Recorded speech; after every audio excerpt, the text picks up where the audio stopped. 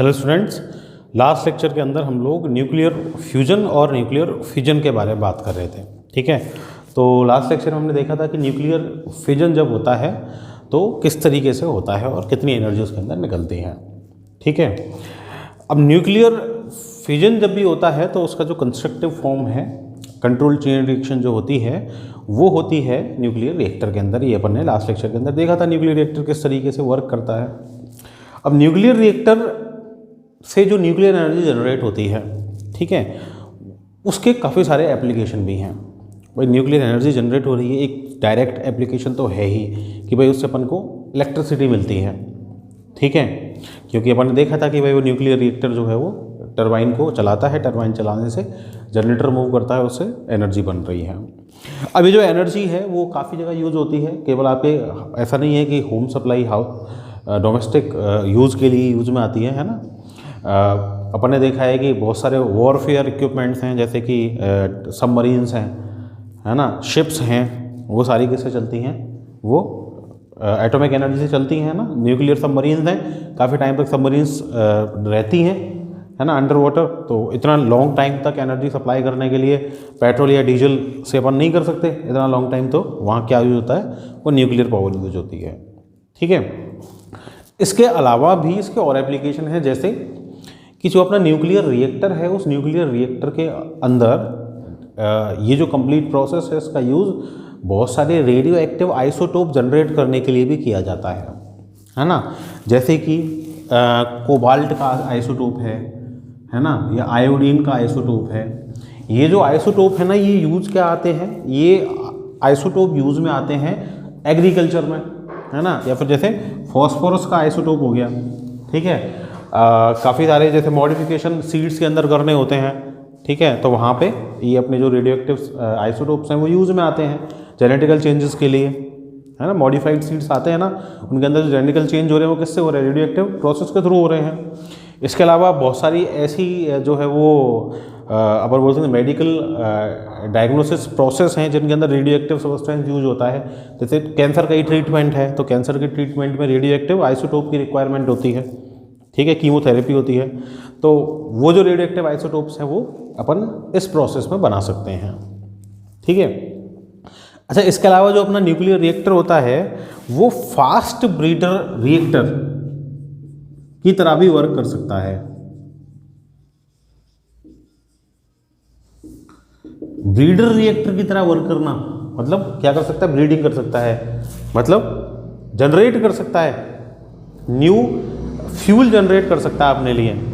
ठीक है, जैसे कि अपन देख रहे हैं कि भाई जो यूरेनियम है वो तो फ्यूल है ही, वो तो न्यूक्लियर फ्यूल है, लेकिन उसी रिएक्टर के अंदर हम लोग न्यू फ्यूल भी जनरेट कर सकते हैं। मतलब रिएक्टर चलेगा भी, रिएक्टर फ्यूल से चलेगा भी और अपने लिए न्यू फ्यूल जनरेट भी करेगा।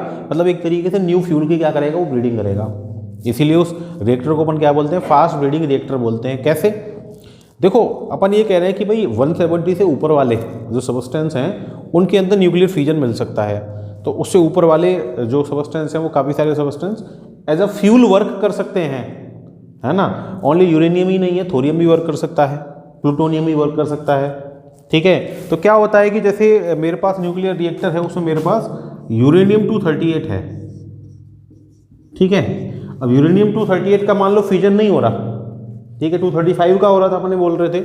मान लो अपन ने उसके ऊपर ये न्यूट्रॉन बॉम्बार्ड करवाया, ठीक है, तो वो क्या करेगा, इस न्यूट्रॉन को एब्जॉर्ब कर लेगा। जब उस न्यूट्रॉन को एब्जॉर्ब करेगा तो ये क्या है, उसके एक आइसोटोप में कन्वर्ट हो गया, यूरेनियम 239 बन गया और वहाँ से कुछ एनर्जी निकल गई। ठीक है, अब एक्चुअली क्या होता है, ये जो यूरेनियम 239 बनता है ना, ये यूरेनियम 239 होता है टेम्परेरी, है ना, कोई ऐसा नहीं है स्टेबल एलिमेंट है, स्टेबल आइसोटोप है। तो क्या होता है कि इसका तुरंत बनते ही और बीटा डिके होता है। अपन ने रेडियो एक्टिविटी के अंदर लास्ट ईयर बीटा डिके पढ़े थे। अपन ने पढ़ा था कि रेडियो एक्टिविटी की जो प्रोसेस होती है उसमें कुछ सबस्टेंस, इन्हीं सबस्टेंस में से जो 170 के ऊपर वाले मतलब जो हैवी न्यूक्ली हैं, वो क्या करते हैं कि अपने अंदर से अल्फा, बीटा, गामा 3 टाइप का रेडिएशन इमिट करते हैं। अल्फा मतलब 2He4 ये रिलीज करते हैं, बीटा में इलेक्ट्रॉन हो सकता है और साथ में पॉजिट्रॉन हो सकता है, और गामा क्या होती थी, एनर्जी। ये तीन चीज़ें रिलीज कर सकते हैं, है ना। और जिन एलिमेंट से रिलीज होती हैं उनको अपन रेडियो एक्टिव एलिमेंट्स बोलते थे, ठीक है। जैसे रेडियम हो गया, ठीक है, ये क्या है, बिस्मिथ हो गया, ये क्या है, सॉरी, जैसे यूरेनियम खुद हो गया, थोरियम हो गया, ठीक है, रेडियम हो गया, तो ये सब क्या है, ये सब रेडियो एक्टिव एलिमेंट्स हो सकते हैं, ठीक है। कार्बन का जो कार्बन 14 है वो भी क्या है, रेडियो एक्टिव एलिमेंट है। तो ये क्या करते हैं, continuous radio active substance, radio active radiation, alpha बोल रहे हैं 2He4 को, बीटा इलेक्ट्रॉन या पॉजिट्रॉन, या गामा, इलेक्ट्रॉन निकला है तो बीटा, ये नेगेटिव बीटा हो जाएगा, पॉजिट्रॉन निकला है तो पॉजिटिव बीटा हो जाएगा, ठीक है। इसको अल्फा टिके बोलते थे, इसको बीटा टिके बोलते थे, इसको गामा टिके बोलते थे, है ना। तो ये सब वहाँ से निकलता रहता है कॉन्टिन्यूस, ठीक है। तो ये जब कॉन्टिन्यूस निकलता रहता है तो उसके charge number, mass number change होते रहते हैं, जैसा ये मैंने पढ़ा था 11th क्लास में, ठीक है। 12th के सिलेबस में भी था पहले, ये रिमूव कर दिया इस साल क्योंकि 11th में पढ़ लिया अपन ने, ठीक है। तो क्या होगा कि भाई ये अनस्टेबल है, तो ये तुरंत क्या होगा, इसका बीटा डिके होगा, ठीक है। तो 92 यूरेनियम 239, इसका बीटा डिके हो जाए, ठीक है। तो क्या होगा, यहाँ से एक नेगेटिव बीटा निकल जाएगा, ठीक है। नेगेटिव बीटा मतलब एक तरीके से इलेक्ट्रॉन निकल गया। अब ये नेगेटिव बीटा निकल गया तो क्या होगा कि भाई नेगेटिव बीटा, तो यहाँ क्या बनेगा, देखो बैलेंस करो इस रिएक्शन को, 92 से क्या हो जाएगा 93, मतलब चार्ज नंबर 1 से इंक्रीज हो जाएगा, ठीक है, लेकिन मास नंबर में कोई चेंज नहीं आएगा। अब देखो आप चार्ज नंबर 93 किसका होता है, चार्ज नंबर 93 होता है नेपच्यूनियम का, ठीक है, मतलब ये किसमें कन्वर्ट हो जाएगा, बीटा टिके के बाद नेपच्यूनियम में कन्वर्ट हो जाएगा, और कुछ एनर्जी और ये एंटी न्यूट्रिनो यहाँ से निकल जाएगा, ठीक है। अब क्या होगा कि भाई स्टेबल ये भी नहीं है, नेपच्यूनियम जो है, इसका वापस से बीटा डिके होगा 93, ये नेपच्यूनियम 239 है, ठीक है, इसका वापस बीटा डिके होगा यहाँ, ठीक है, फिर एक एंटी न्यूट्रिनो निकलेगा। अब देखो बैलेंस करने के लिए इसका वापस क्या हो जाएगा, चार्ज नंबर 94, किसका है 94, प्लूटोनियम का, ठीक है। इसका मतलब एंड प्रोसेस में मुझे क्या मिल जाएगा, यहाँ से प्लूटोनियम मिल जाएगा। तो ये जो कंप्लीट प्रोसेस हुई, ये न्यूट्रॉन एब्जॉर्ब इसी रिएक्टर के अंदर किया, 238 ने, मान लो प्रोसेस में तो पार्ट नहीं लिया, फ्यूजन में तो पार्ट नहीं लिया, लेकिन वो न्यूट्रॉन एब्जॉर्ब करने के बाद और 2 बीटा टिकेस के बाद किस में कन्वर्ट हो गया, प्लूटोनियम में कन्वर्ट हो गया। और प्लूटोनियम खुद एक फ्यूजनेबल मटेरियल है, तो एक तरीके से अपन के फ्यूल की तरह वर्क करता है। तो इस प्लूटोनियम का वापस अपन क्या कर सकते हैं, फिजन करवा सकते हैं। तो इस प्रोसेस में क्या हुआ कि देखो 238 का खुद तो फिजन नहीं हो सकता, लेकिन ये कैसे मटेरियल में बदल गया, चेंज हो गया, जिसका फिजन हो सकता है, ठीक है। तो फिजन की प्रोसेस भी साथ चलती रही और साथ में इसने अपने लिए फ्यूल भी बना लिया, ठीक है। तो ब्रीडिंग कर ली फ्यूल की, ठीक है। तो इसीलिए इसको अपन क्या बोल सकते हैं, फास्ट ब्रीडर रिएक्टर बोल सकते हैं, ठीक है। तो ये कुछ यूजेस हैं जो न्यूक्लियर फिजन के हैं, ठीक है। इसके अलावा डिस्ट्रक्टिव फॉर्म में तो यूज होता ही है, वो हमको पता है ना, एज एटॉमिक बॉम्ब।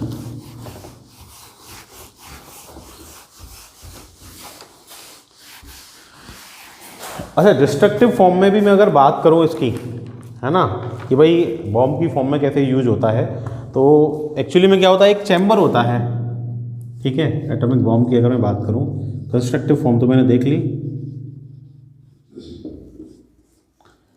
ये एक तरीके का ऐसा ये स्ट्रॉन्ग चैम्बर होता है,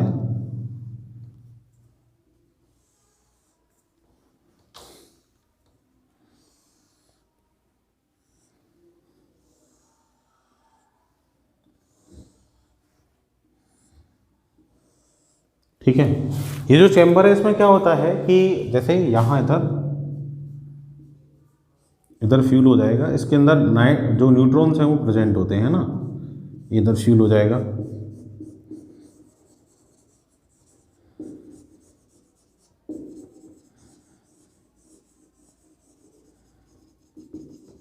ठीक है, और कुछ फ्यूल इधर।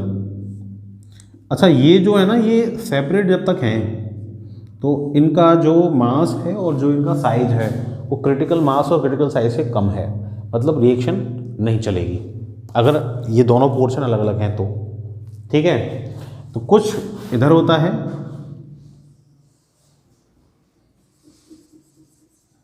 कुछ फ्यूल, ठीक है।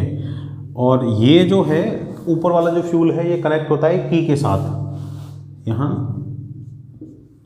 ये क्लोज हो गया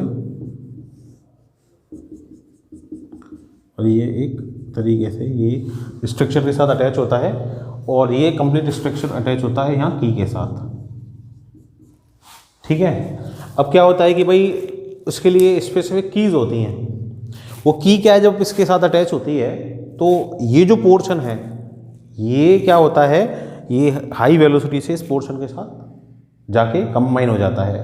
जब दोनों पोर्शन कंबाइन हो जाते हैं तो जो टोटल सैंपल है उसका साइज, क्रिटिकल साइज और क्रिटिकल मास से ग्रेटर हो जाता है। जैसे ही ग्रेटर होता है तो जो न्यूट्रॉन्स हैं वो न्यूक्लियर फिजन की रिएक्शन स्टार्ट कर देते हैं। उसके बाद इसको जिस जगह छोड़ना है, ब्लास्ट करना, उस जगह छोड़ देते हैं। थोड़े टाइम के बाद क्या होता है, चेन रिएक्शन होते होते और लार्ज अमाउंट ऑफ एनर्जी यहाँ से निकल जाती है और इसके अंदर क्या हो जाता है, ब्लास्ट हो जाता है, ठीक है। तो इस तरह अपन का एटॉमिक बॉम्ब वर्क करता है।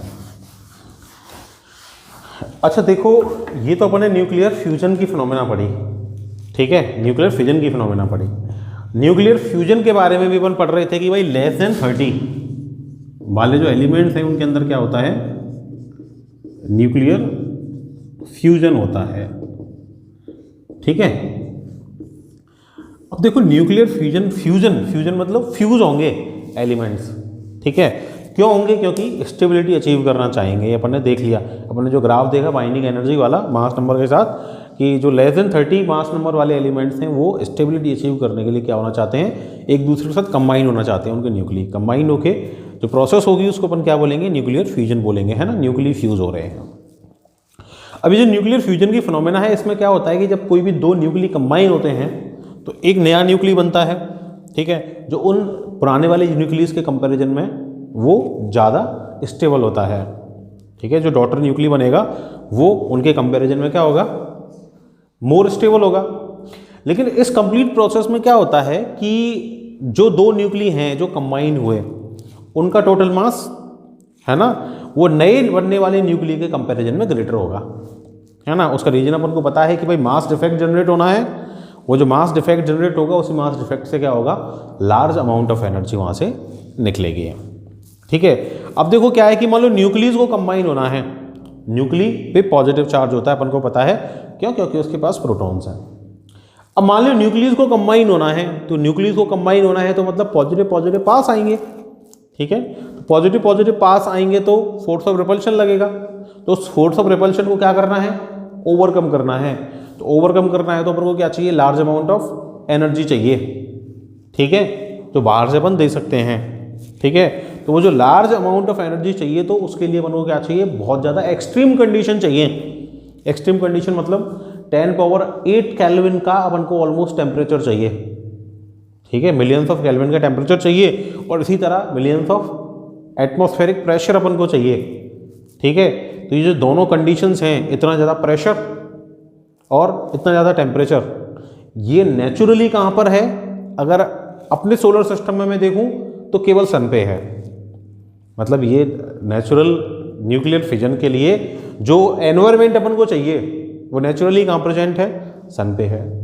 आर्टिफिशियली अगर जनरेट करना है तो कैसे हो सकता है, ये 10⁸ केल्विन टेम्परेचर ये जनरेट हो सकता है किससे, न्यूक्लियर फ्यूजन से, एटॉमिक बॉम्ब के ब्लास्ट से, ठीक है। मतलब न्यूक्लियर फ्यूजन के लिए पहले आपको क्या करना पड़ेगा, वो कंडीशन जनरेट करनी पड़ेगी, तो उसके लिए आपको पहले ब्लास्ट करना पड़ेगा, न्यूक्लियर ब्लास्ट, तब आप ये न्यूक्लियर फ्यूजन कर सकते हो, ठीक है।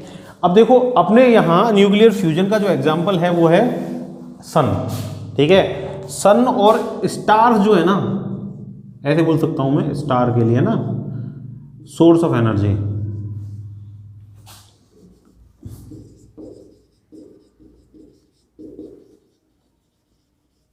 एनर्जी फॉर सन, या फिर स्टार बोल सकता हूँ मैं ना। तो वो सन के लिए जो सोर्स ऑफ एनर्जी है ना वो न्यूक्लियर फ्यूजन ही है। सन पे जो एनर्जी जनरेट होती है वो न्यूक्लियर फ्यूजन की वजह से जनरेट होती है। एक्चुअली में क्या था कि स्टार्टिंग में एक साइंटिस्ट था हेल्महोल्ट्ज,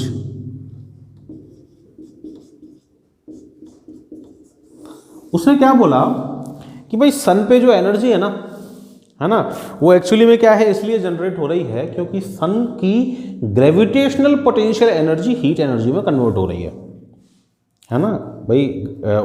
ग्रेविटी होगी उसके पास, उसकी वजह से उसके पास पोटेंशियल एनर्जी है। उसने बोला कि एक्चुअली में क्या है कि सन का जो साइज है ना वो श्रिंक हो रहा है धीरे धीरे, सन का साइज श्रिंक हो रहा है। तो क्या हो रहा है कि भाई ग्रेविटेशनल पोटेंशियल एनर्जी का लॉस हो रहा है। वो जो ग्रेविटेशनल पोटेंशियल एनर्जी का लॉस हो रहा है उसकी वजह से क्या हो रहा है, ये सारी एनर्जी जनरेट हो रही है। ठीक है, ऐसा एक इनिशियल आइडिया हेल्महोल्ट्ज ने दिया था, लेकिन बाद में जो साइंटिस्ट आए उन्होंने ये देखा एक्सपेरिमेंटली, जब उन्होंने चेक किया उस एनर्जी को, उन्होंने देखा कि भाई जो टोटल एनर्जी अपन को मिल रही है ना सन से, उसमें ग्रेविटेशनल पोटेंशियल एनर्जी का जो कंट्रीब्यूशन है वो तो ऑलमोस्ट 1% ही है।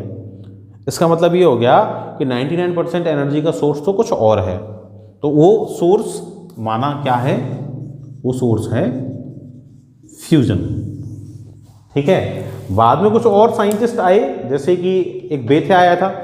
ठीक है, तो उन साइंटिस्ट ने ये बताया कि भाई एक्चुअली में क्या है कि सन का जो 90% पोर्शन है ना, वो बना हुआ है जो लाइट गैसेस हैं, हाइड्रोजन हो गया, हीलियम हो गया, इनसे बना हुआ है 90% पोर्शन।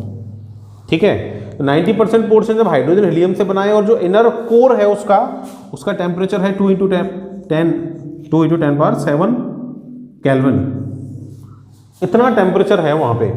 ठीक है, तो वहाँ पे उसने बताया कि एक्चुअली में क्या है कि ये हाइड्रोजन हीलियम है ना, ये क्या करते हैं, इलेक्ट्रॉन को रिलीज कर देते हैं, प्लाज्मा फॉर्म में आ जाते हैं, फ्यूज हो जाते हैं, और जब ये फ्यूज होते हैं आपस में तो उसी से क्या होती है, अपनी एनर्जी जनरेट होती है। मतलब एक तरीके से वहाँ एनर्जी जनरेशन का सोर्स क्या हो गया, ये हाइड्रोजन हीलियम का आपस में फ्यूज होना।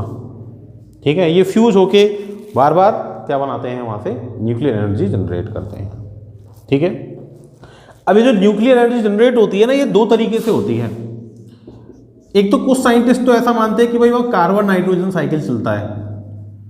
ठीक है, तो कुछ ऐसा मानते हैं कि भाई प्रोटॉन प्रोटॉन साइकिल है।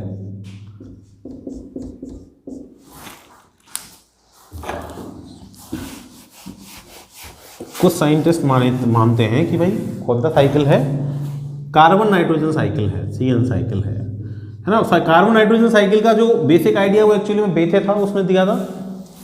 बेथे ये बोलता है कि जो फ्यूजन हो रहा है ना, तो वो एक तरीके की रिएक्शन है। तो उसने बोला ये रिएक्शन क्या है, विदाउट कैटलिस्ट नहीं हो सकती।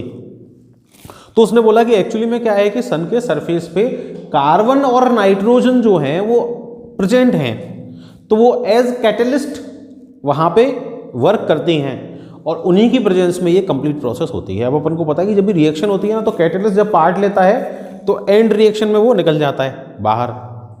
ठीक है, ऐसे का ऐसा। तो उन्होंने भी बोला कि भाई कंप्लीट रिएक्शन होती है, बाद में वो जो कार्बन नाइट्रोजन है वो रिएक्शन करवा के वो अलग हट जाते हैं। ठीक है, और रिएक्शन होने के बाद फ्यूजन हो जाता है और एनर्जी अपन को मिल जाती है। ठीक है, दूसरा जो था वो था प्रोटॉन प्रोटॉन साइकिल। ठीक है, तो प्रोटॉन प्रोटॉन साइकिल एक्चुअली में बाद में आया है कि क्योंकि नाइट्रोजन कार्बन नाइट्रोजन साइकिल है, उसके अंदर इतनी large amount of energy generate नहीं होती। तो मैक्सिमम साइंटिस्ट जो है ना ऐसा मानते हैं कि भाई प्रोटॉन प्रोटॉन साइकिल चलता है, मतलब कार्बन नाइट्रोजन की जरूरत नहीं है, वहाँ टेम्परेचर और प्रेशर ही इतना है कि हाइड्रोजन का अपने आप ही क्या हो जाता है, फ्यूजन हो जाता है, और उस फ्यूजन से क्या होती है, एनर्जी जनरेट होती है। ठीक है, तो देखो अगर मैं कार्बन नाइट्रोजन साइकिल को देखूं, ठीक है, तो कार्बन नाइट्रोजन साइकिल अपन को दिख रहा है बोर्ड पे कि उसके अंदर एक हाइड्रोजन का जो एक एटम है वो कार्बन की प्रेजेंस में क्या कर रहा है, रिएक्शन कर रहा है, कार्बन से रिएक्शन कर रहा है, नाइट्रोजन बना रहा है। ठीक है, और कुछ एनर्जी वहाँ से निकल रही है फर्स्ट स्टेप में। वो जो नाइट्रोजन है वो उसका वापस बीटा डिके हो रहा है, और बीटा डिके में वहाँ से वापस मेरे को कार्बन मिल रहा है। ठीक है, ये कार्बन वापस हाइड्रोजन के साथ रिएक्ट कर रहा है, फिर नाइट्रोजन बना रहा है, नाइट्रोजन 14 बन रहा है इस बार, और कुछ एनर्जी वहाँ से निकल रही है। ठीक है, वापस ये नाइट्रोजन हाइड्रोजन के साथ रिएक्ट कर रहा है, ऑक्सीजन 15 बना रहा है, साथ में कुछ एनर्जी निकल रही है, ऑक्सीजन 15 का फिर वापस बीटा डिके हो रहा है, नाइट्रोजन 15 मुझे मिल रहा है, और एंड रिएक्शन में मैं देख रहा हूँ कि उसका जो नाइट्रोजन 15 है वो हाइड्रोजन के साथ रिएक्ट करके कार्बन 12 वापस मिल गया मुझे, और 2He4 मिल गया। मतलब मेरे पास जो 4 हाइड्रोजन टोटल में सारे स्टेप्स देख रहा हूँ, सारे स्टेप्स में 4 जो हाइड्रोजन है वो मिलके मेरे को क्या दे रही हैं, हीलियम दे रही हैं, है ना। बीटा डिके हो रहा है और कुछ एनर्जी मेरे को वहाँ से मिल रही है।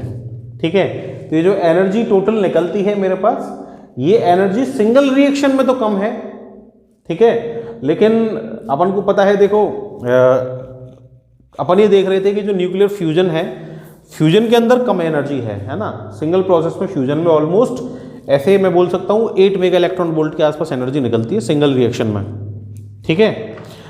जबकि जो फिजन की प्रोसेस में अपन ने देखा कि सिंगल रिएक्शन में कितनी एनर्जी निकल रही है, 200 मेगा इलेक्ट्रॉन वोल्ट। तो अगर मैं इससे कंपेयर करूँ तो फिजन ज़्यादा डिस्ट्रक्टिव है, फ्यूजन डिस्ट्रक्टिव है।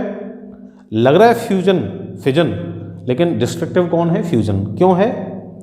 आप कंपेयर करो कि एक छोटा सा सैंपल ले रहा हूँ मैं मटेरियल का, तो सैंपल में यूरेनियम के एटम ग्रेटर होंगे, ज़्यादा होंगे, हाइड्रोजन के ज़्यादा होंगे? भाई यूरेनियम का मास नंबर कितना है? 235, 238। हाइड्रोजन कितना है? 1। तो उसी सैंपल में एटम 235 टाइम्स मोर होंगे हाइड्रोजन के, मतलब उतने ही सैंपल में, है ना। मान लो 200 मेगा इलेक्ट्रॉन वोल्ट एनर्जी, उसमें एक एटम है किसका? यूरेनियम का। कितनी एनर्जी जनरेट कर रहा है सिंगल रिएक्शन में? 200 मेगा इलेक्ट्रॉन वोल्ट। लेकिन हाइड्रोजन के कितने होंगे वहाँ? 235। तो 235 इंटू 10 करो, इतनी एनर्जी जनरेट होगी उतने ही सैंपल से। इसका मतलब कौन ज़्यादा डिस्ट्रक्टिव है? फ्यूजन की जो प्रोसेस है वो मोर डिस्ट्रक्टिव है, ठीक है। अब देखो जो मेरा प्रोटॉन साइकिल है उसको मैं अगर देखूं तो प्रोटॉन साइकिल में क्या हो रहा है? देखो 1s1 और 1s1 मिल रहे हैं आपस में, 1s2 बन रहा है, बीटा निकल रहा है वहाँ से, एक पॉजिट्रॉन निकल रहा है और साथ में एक न्यूट्रिनो निकल रहा है मेरा, ठीक है। अब क्या हो रहा है कि ये जो रिएक्शन है ये 2 बार होती है, ट्वाइस होती है, ठीक है। ट्वाइस होगा तो 2 टाइम्स क्या बन जाएंगे? 1s2 बन जाएंगे। ये 1s2 1s1 के साथ वापस रिएक्ट करता है और 2He3 बनाता है, ठीक है।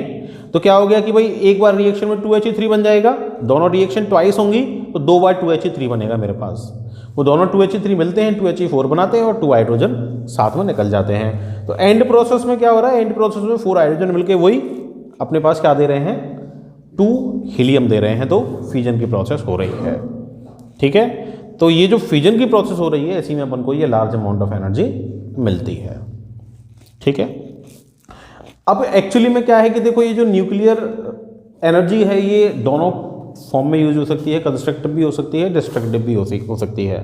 इसका जो डिस्ट्रक्शन है ना, उसको अगर अपन किसी स्केल पे देखें तो डिस्ट्रक्शन के स्केल को मेजर करने के लिए जो एक टर्म अपन यूज करते हैं उसको बोलते हैं अपन न्यूक्लियर होलोकॉस्ट, ठीक है।